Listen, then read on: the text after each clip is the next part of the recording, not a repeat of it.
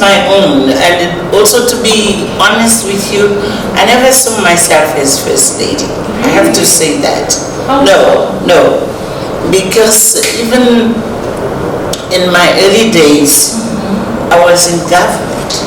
So I'm known and I grew as an individual, as Minister of Education, not as First Lady.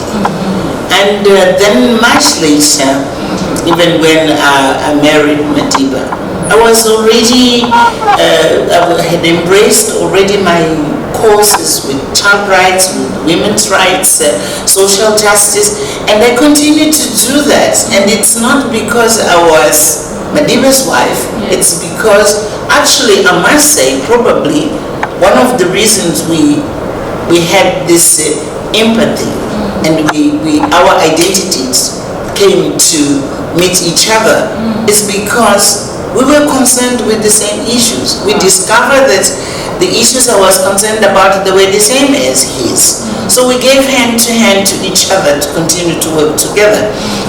But it was not, in my case, it was not the position of First Lady which has defined me to be in the platforms where I am. And as you know, I mean, I lost my first husband, but that's when I did my work with the United Nations.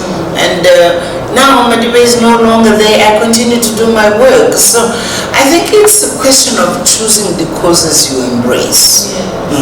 But also, I'm curious to know if who you are right now, the things that you're doing, is it what you envisioned even as a young girl? Because even though you say these are the things you're doing, you know, as a person, I see you taking a greater role in the whole continent. It feels like you're stepping out of the boundaries of, you know, this nation and that nation, and you're gathering together an army, or as you say, a movement for women. So is it something that was born in you as a child, or is it something that came? Not necessarily. You know, when we are much younger, we tend to look at the environment in which we are. Yes. We seek some opportunities for ourselves to grow, and there are realities in which you are propelled to be in a certain platform.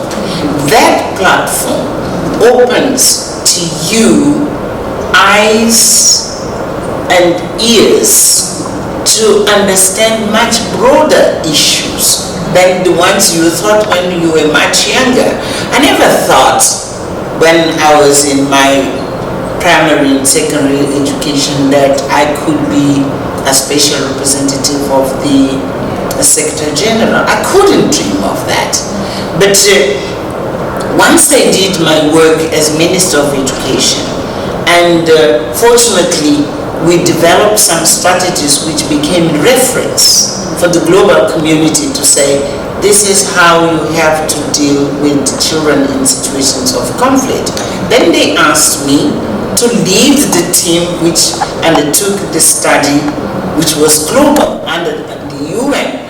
It is just an opportunity and a platform which was opened to me along the implementation of programs which I believed in and I felt very strongly about, and then you grow with the process. Now coming to what I'm doing now, you know, I have been involved in promoting girls' education. Yes. I'm one of the founders of FAWE. I don't know whether you have heard about it. It's a forum for African women educationalists. Okay. I participated on that. But also, I have been part of the emancipation of women for political positions. And in that process, I realized, you know, there is an area which is missing. It's the economic liberation of women. So I said, while there are many others who are continuing to do the political struggle for women to be really in decision. Now, for instance, we are looking at who is going to be the next female president when Sally Johnson steps down. But there are other people who are working on that. And they felt that in the economy, it looks like there's no one, I mean, at the continent level, continent-wide, no one is driving. We have national initiatives, we have sub-regional initiatives, But the Pan-African initiative, it seems like it's missing. So I said, why not? I have the opportunity, I have the platform, I still have a bit of energy, although I'm retired, but I still have energy. Let's open just the space. And it's not my space. It's the space of the networks we work with, is to build other networks, and it's up to you. I'm looking into your eyes to say it's up to you to take that platform.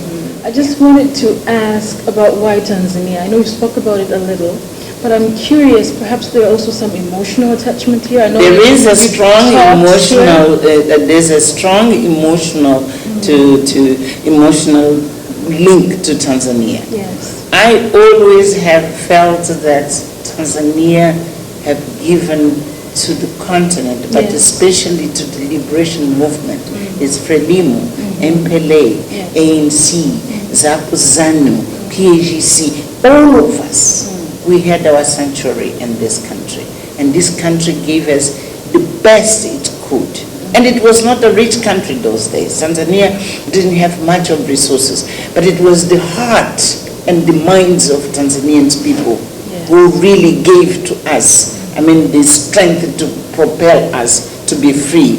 Now, it's our obligation to be able to say, we recognize and we value. Thank you. And that is one. The second one is that I'm Mwalimu's child. Mwalimu is my mentor. Without him, we never sat down to say he is mentoring me. But I followed him very carefully. I listened to him hundreds of times when he was addressing people. I observed how he carried himself as leader of this country and leader of the continent and leader of the globe, actually globally. And I think he is one of the best examples which have come across into my life. He is an inspiration to me. So it happens that we also had a family relationship which strengthened that.